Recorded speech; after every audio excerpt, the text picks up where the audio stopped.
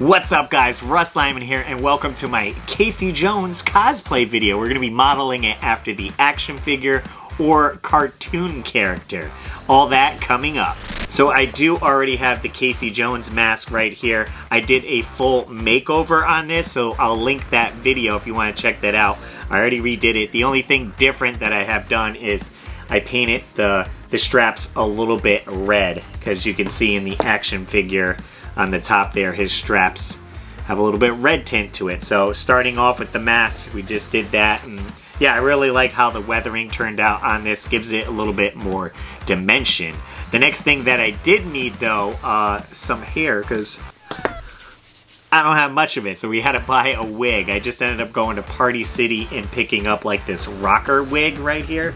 Just something long. Now I'm kind of mixed between when I got the wig, essentially this was for like Casey Jones in the movie, where I'm looking at the figure right here. He kind of has short black hair, but it still pretty much goes with the cosplay.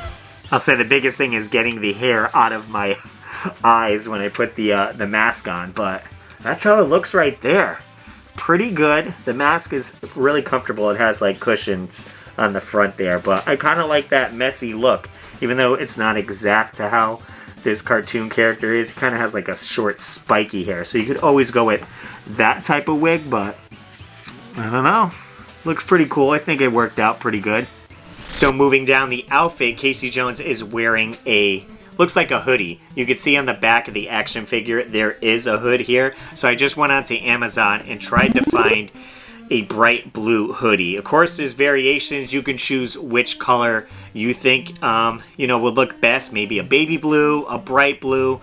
I just kind of chose which one looked neat. Ordered it in a medium size, and when I got it, well, the action figure's there. We got to cut the sleeves off. It's got to look rough, so we cut both sleeves off of the hoodie, and then I proceeded to cut snips into where I cut it off so it could look tattered and roughed up. And I did that as well on the bottom part a little bit on the hoodie. Now, let's be real, it's a little midriff there on the action figure, and his abs are showing. And yeah, I'm not in that great of shape, so I didn't cut it that high. You could always maybe get a muscle shirt, wear that underneath, and then cut it high, or, work out and get in shape and do that, but I just kept it low. I did take some sandpaper to rough up all the cuts that I made. Again, you want this to look weathered and beat up. Casey Jones is out there beating the foot up. He's getting dirty, getting his hands dirty, his clothes dirty. So again, we did that, sandpaper a little bit around, and then I used some acrylic paint. We used a little bit of blacks, grays, browns. I was just kind of dabbing it on a rag and blotting it all around. I did cut a little V-neck into the hoodie itself just so it sat a little bit lower. That's how it looks on the action figure, and the hoodie that I bought was very tight around the neck, so we just cut that. Then again, Casey Jones is getting roughed up and fighting some people, so we're going to use some red paint in there for simulated blood splatter. So I spattered it around. I put some on my hands to maybe simulate someone like hitting him or punching him to get little prints on it, so I thought that turned out pretty well. And with that, the hoodie was done, and we're moving on to the next part, which is sweatpants. This action figure has sweatpants, so I just ordered some generic, the cheapest sweatpants I could find. I ended up going to like Goodwills and stuff to try to find sweatpants. They wanted like $8-9 a pair. I'm like, I can order them new on Amazon, so that's just what I did. Maybe you'll have better luck at the thrift store. Sweatpants.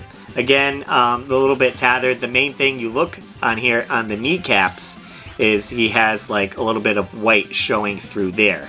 So what I ended up doing is marking off. I put the sweatpants on and I marked off where my knees were, where they would fall on. So this way it's on. I know it's going to be over my knees. Then we cut that out and ended up taking an undershirt, like a wife beater, and it seemed like it had the same texture that I'm seeing here. And we used a little bit of spray adhesive to attach that fabric to the fabric of the sweatpants. Basically, you're just spraying both sides of the fabric and you're letting it sit till it becomes tacky. And then when you put it together, it's a permanent bond. That worked out great. I did put some cardboard in there so the sweatpants wouldn't stick to itself and be stuck together. Then, as you can see on the figure here, his shoes are a green, almost a bright green color. Again, maybe you'll find some at a thrift store, but I just hopped on Amazon. I'll leave a link in the description, and I just found these bright green shoes. They were super bright, super 80s, 90s, like pop of color. I thought these fit perfectly with the costume, so we ordered those to complete that. And then on Casey Jones' hands, it varies depending what image you're looking at, but again, I'm kind of using this action figure as a basis. On his right hand, he has a boxer wrap, and on his left hand, it's fingerless gloves. So I did end up ordering a Everlast wrap. They come 2 in a pack, but you only need 1 since he's holding it on his right hand, and I looked up a video on how to wrap it properly around your hand so it looks good. And then again, weathered it up, rolled it around in some dirt. We added some paint on there to look like blood splatter. So yeah, every time I ended up wrapping it ended differently, so I had to keep reapplying the weathering that I put on it. But overall, pretty good. Enjoys the look there. And then on the other hand, it's just fingerless gloves. Of course, this came in a set. I'm just using the left one. Brown is the color there. And I got these again on Amazon. Here's your friend, unless you could find some at a thrift shop.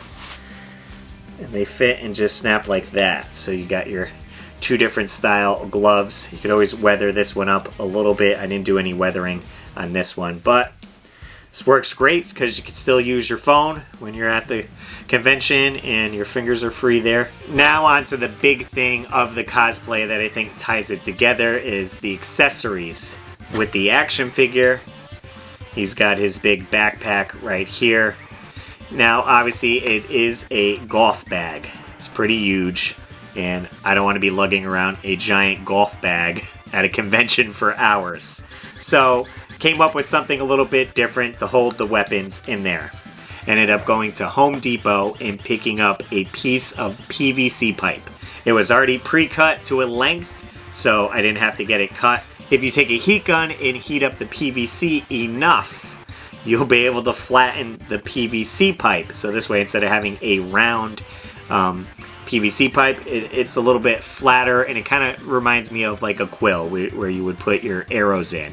So I needed to get the bottom part completely flat. This is easier said than done. I must have been heating this thing up for 30-40 minutes.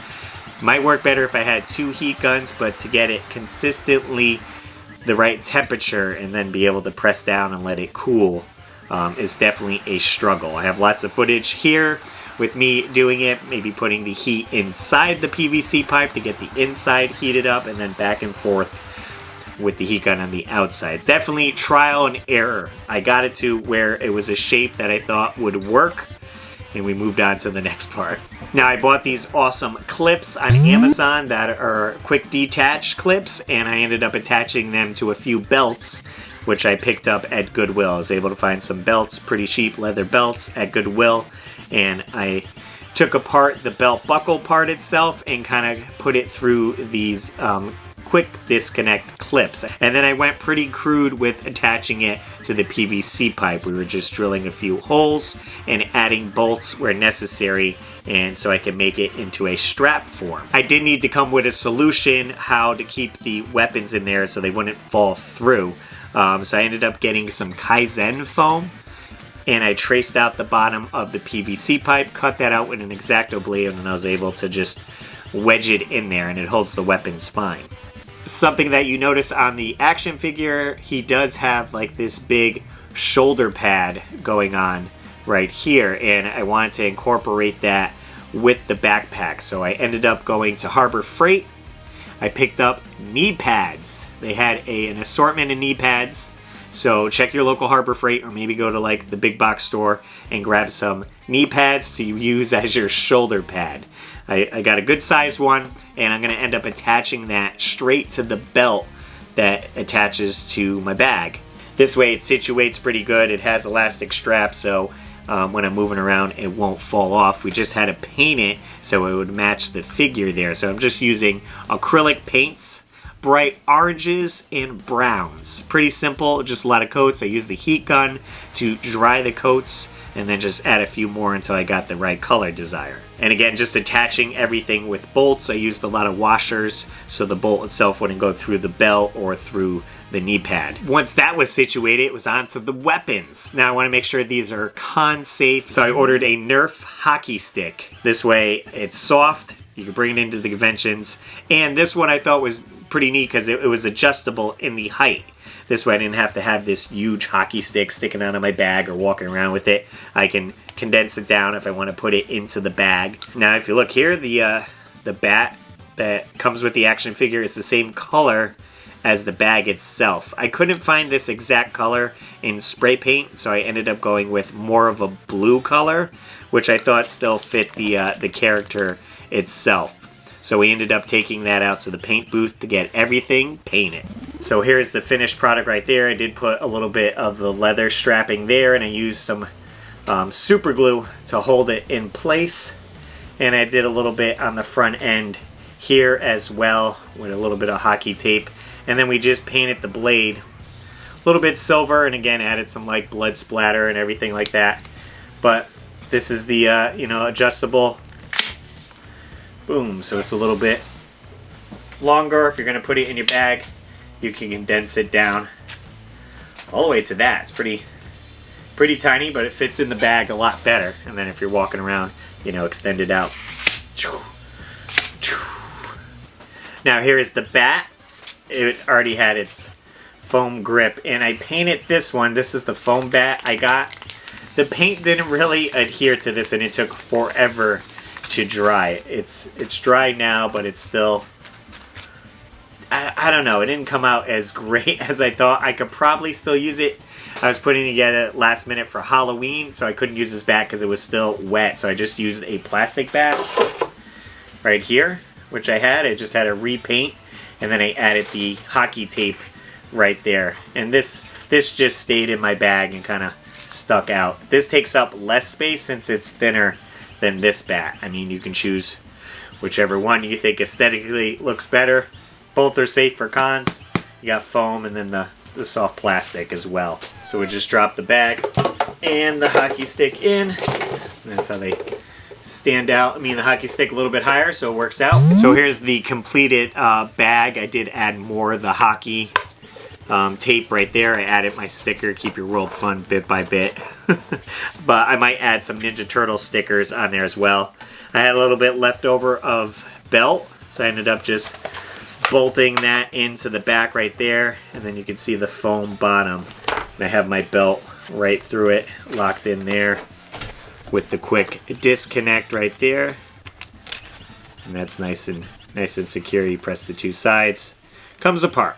Again, you can use this basically as a guide how I tackled building pieces for the cosplay, and you can take your own approach towards it using different colors or materials on it. Now, I was able to wear this out to Retro World Expo, and people were digging it. I had my wife dressed up as April O'Neil. She put her own take on that, and it just looked great. Us walking around the convention center, people were stopping us to ask for photos, and I was able to get some awesome footage. I'll certainly be bringing this out to other conventions. I'm glad to be able to add this one to my other cosplays that I could bring out to conventions. It was pretty simple. A lot of the DIY is just in the backpack and making the weapons itself.